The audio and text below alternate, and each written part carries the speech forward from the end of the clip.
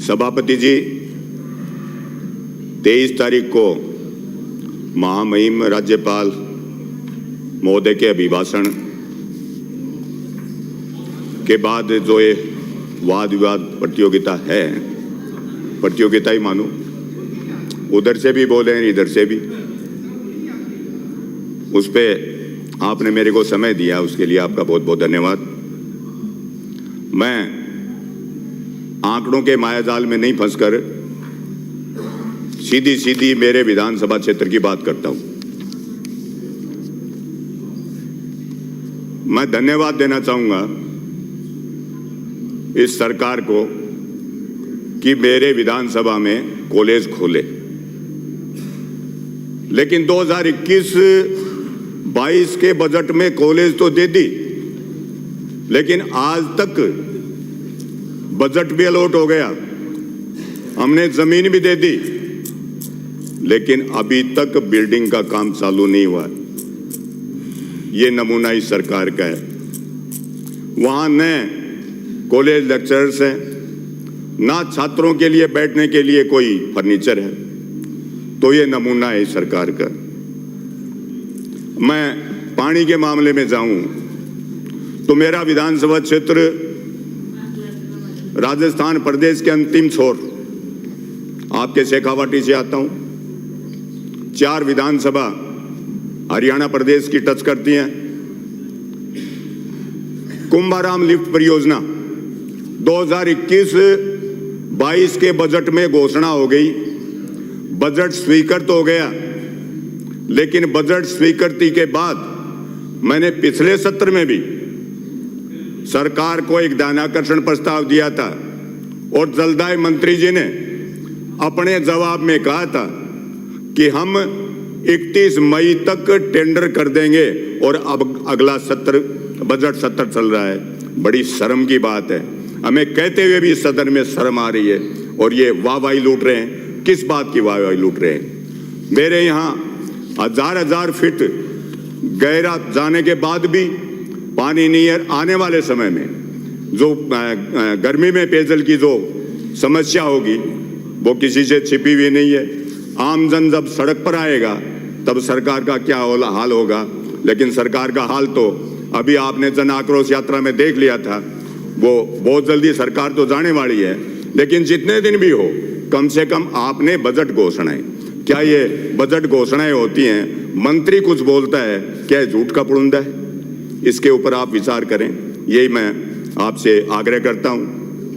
हमारे मंत्री जी बैठे हैं, चिकित्सा मंत्री जी, निश्चित रूप से बहुत भले आदमी हैं, अच्छा काम कर रहे हैं। हमने कोविड काल में और CHC मॉडल बनाने के लिए 1-1 करोड़ रुपए एक MLA से इन्होंने मांगे थे, हमने 1-1 करोड़ रुपए दे दिए। मेडिकल उपकरण हमने उपलब्ध करवा दिए, लेकिन वहां टेक्निकल स्टाफ नहीं है। उसकी वजह से आज वो जितने भी मेडिकल उपकरण हैं वो धूल फांक रहे हैं। बड़ी शर्म की बात है। और आज मैं कहना चाहूंगा कि मेरे विधानसभा क्षेत्र में जो CHC मॉडल CHC इन्होंने घोषित की है, वहां मात्र 30 बेड हैं। वहां पंचायत समिति हेडक्वार्टर है, सब डिविजनल हेडक्वार्टर है, म्यूनसिपैलिटी हेडक्वार्टर है।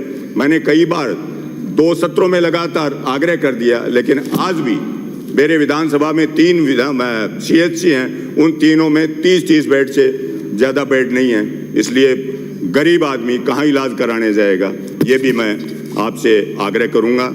और रही निःशुल्क दवाइयों की बात, तो आप देख रहे हो चिरंजीवी योजना में भी क्या हो रहा है। इन खामियों को ठीक करें तो ज़रा ठीक रहेगा, लेकिन मेरे को नहीं लगता कि सरकार के कान के ऊपर कोई जूं भी रेंगेगी। अब आगे मैं आता हूं, बहुत महत्वपूर्ण जो विषय है बिजली का। आप और हम सभापति जी शेखावाटी क्षेत्र से आते हैं, बिजली का मुद्दा अपने सबसे बड़ा मुद्दा रहता है। और बिजली के क्षेत्र में हम बचपन से थे, तब से सुनते आए, सरकारें कोई भी रही हैं, कहते थे कि हम इतनी बिजली बनाएंगे, हम आकाश से बिजली बनाएंगे, हम पाताल से बिजली बनाएंगे, हम हवा से बिजली बनाएंगे, और हमारे पास इतनी बिजली होगी, इतनी सरप्लस बिजली होगी कि हम अन्य प्रदेशों में उस बिजली को बेचने का काम करेंगे। आज भी बिजली कटौती के नाम पर पूरे प्रदेश की जनता किस तरह से परेशान है, आज तक इन सरकारों से कुछ भी नहीं हुआ। मैं जहां तक समझता था कि आपकी सरकार इसमें कुछ करेगी, लेकिन कुछ भी नहीं कर पाए। और बूंद बूंद सिंचाई के नाम पर करोड़ों रुपए उन किसानों से ले लिए जिन किसानों ने बेचारों ने ब्याज के ऊपर पैसा लिया। उन्होंने महंगी मतलब ब्याज के ऊपर पैसा लेकर डिमांड नोटिस भराने का काम किया, आज तक उनको कनेक्शन देने का काम नहीं किया है। और जिन किसानों को पैसा दे दिया, वो किसान जो आपकी बूंद बूंद सिंचाई के जो बिल की जो रेट आएगी ना, वो नहीं भर पाएंगे। इसलिए उनको अगर राहत देने का काम करेंगे तो निश्चित रूप से इस प्रदेश का किसान लाभान्वित होगा। और बिजली के मामले में जब आपने कह रखा है कि जब भी कोई किसान का ट्रांसफार्मर जलेगा उसको हम 72 घंटे में ट्रांसफार्मर उपलब्ध करवाएंगे, लेकिन मैं जहां तक समझता हूं मेरे क्षेत्र में तो 15-15 दिन तक ट्रांसफार्मर उपलब्ध नहीं करवाया जा रहा है। ये बड़ी शर्म की बात है।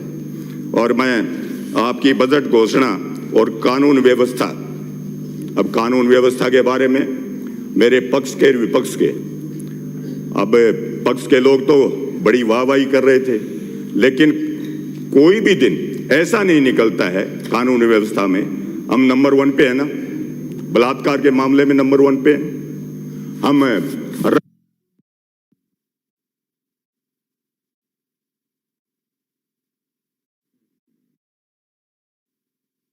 मैं कहना चाहूंगा कि इस तरह की जो व्यवस्था आपने दी है, क्योंकि मुख्यमंत्री जी के पास खुद ही गृह मंत्रालय है और इस प्रदेश में आज 1 नंबर पे अपराध के मामले में, भ्रष्टाचार के मामले में इस प्रदेश को ला रखा है। बड़ी शर्म की बात है, फिर भी पीठ थपथपा रहे हो। पता नहीं कहां से आप ऐसी सरकार।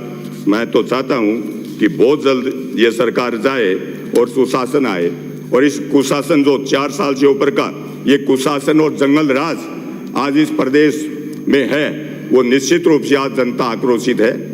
और मैं श्रीमान जी सड़क की बात करूं तो सड़क के मामले में हमें 10 करोड़ की सड़कें विधायकों को की अनुशंसा के ऊपर दी गई थी, लेकिन आज तक उन सड़कों को पता नहीं, हमसे तो कोई प्रस्ताव मांगे नहीं। और एक बार कलेक्टर साहब ने कहा कि आप कुछ प्रस्ताव दे दो, लेकिन हमने जो प्रस्ताव दिए वो सारे के सारे प्रस्ताव वो तो नहीं है, पता ही नहीं दूसरे प्रस्ताव कहां से आ गए। इसलिए मैं कहना चाहूंगा जब भी कोई सड़कें दे तो कम से कम आपस में भेदभाव नहीं हो। और मेरे क्षेत्र में जो सड़कों का हाल है वो मैंने पहले भी बजट में बोला है, अब भी मैं बता रहा हूं कि पचेरी से बालोट जो हरियाणा बॉर्डर की सड़क है, बहुत महत्वपूर्ण सड़क है 15 किलोमीटर की, उसको अतिशीघ्र पूरा किया जाए, क्योंकि वहां अब भी धरने पे लोग बैठे हैं। दूसरी एक खांडवा से सांतोर, और वो भी नारनौल को टच करती है बॉर्डर को, वो सड़क अगर दी जाएगी तो निश्चित रूप से हमारा क्षेत्र लाभान्वित होगा।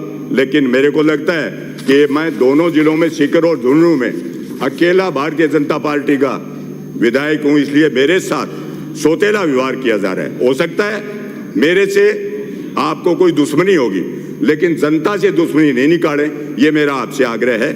और श्रीमान जी, एक हमारे म्युनिसिपैलिटी है और छोटी सी म्युनिसिपैलिटी है, उसमें 10 दिन से ज्यादा कोई भी ईओ नहीं रहता, डेवलपमेंट कहां से होगा। और तो और कोई भी कर्मचारी होता है, एक एक कर्मचारी का आप रिकॉर्ड उठा के देखें, 15-15 बार स्थानांतरण होता है। तो स्थानांतरण का जो ये धंधा चल रहा है ना, जो जिसको अपन बता रहे हैं लघु उद्योग है क्या, मेरे को तो लगता है बहुत बड़ा उद्योग है। इसलिए इससे आप निजात दिलाएं। लेकिन मेरे को लगता है कि आपने अपनी सरकार बचाने के लिए इन लोगों को छूट दे रखी है। इस तरह की छूट अगर नहीं दें तो ठीक रहे, लेकिन सिवाय इसके आपने कुछ किया ही नहीं है। और बेरोजगारों के साथ जो अन्याय किया है, पहले तो किसानों का तो कर्जा माफ कर ही दिया आपने, और बेरोजगारों को बेरोजगारी भत्ते के नाम पर आपने बेरोजगारों को भत्ता ही दे ही दिया। और बेरोजगार लोगों को अभी आपने ताजा ताजा तोहफा दिया है। और राजस्थान प्रदेश पूरे हिंदुस्तान में 1 नंबर पे पेपर लीक मामले में रहा है, बड़ी शर्म की बात है। और मैं नहीं कहता, आपके पूर्व उप मुख्यमंत्री ने खुद कहा है कि पेपर लीक कहां से हुए हैं, कोई जादूगरी से हुए हैं क्या। तो ये बड़ी शर्म की बात है। और आपके ही इस सरकार के मंत्री कह रहे हैं कि हम इतने जीत के आएंगे, एक फॉर्च्यूनर में जितने जीत बैठ के आते हैं ना उतने जीत के आएंगे। ये हम भारतीय जनता पार्टी के लोग नहीं कहते। क्या हमने आपकी सरकार चलाने के लिए क्या हमने नकारा कहा था? क्या हमने निकम्मा कहा था? क्या हमने गद्दार कहा था? क्या हमने रगड़ाई के लिए कहा था? और तो और इस कांग्रेस में शायद कोरोना भी आ गया, ये तो हमने नहीं कहा, लेकिन फिर भी कोई बात नहीं, जनता देख रही है। और रही बात नंदीसाला की, आपने अपने बजट शुरुआत में ही, शुरू का जब बजट पेश हुआ था तब कहा था कि हम हर पंचायत समिति हेडक्वार्टर के ऊपर नंदीसाला खोलेंगे। तो आपने वो नंदीसाला खोल ही दी है। सरकार का कार्यकाल पूरा होने जा रहा है, आपका आखिरी बजट है। ये भी अगर आप अब की बार भी अगर खोल दें तो मैं चाहूँगा कि बहुत बड़ी बात होगी। मैं धन्यवाद देना चाहूँगा कृषि मंत्री जी का। उन्होंने हमारी मांग के ऊपर स्पेशल गिरदावरी जो पाला पड़ा है ना किसानों में, उसके ऊपर स्पेशल गिरदावरी कराने का काम किया है।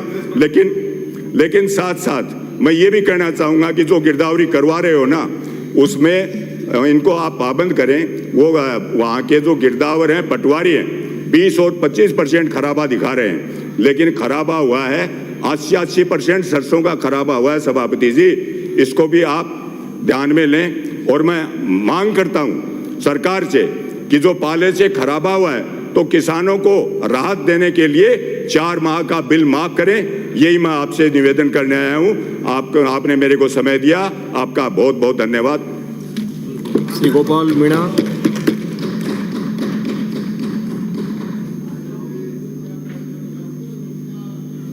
माननीय सभापति महोदय,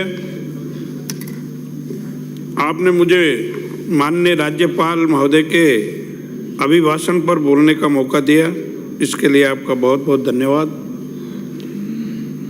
और मैं धन्यवाद देना चाहता हूं कि 4 साल में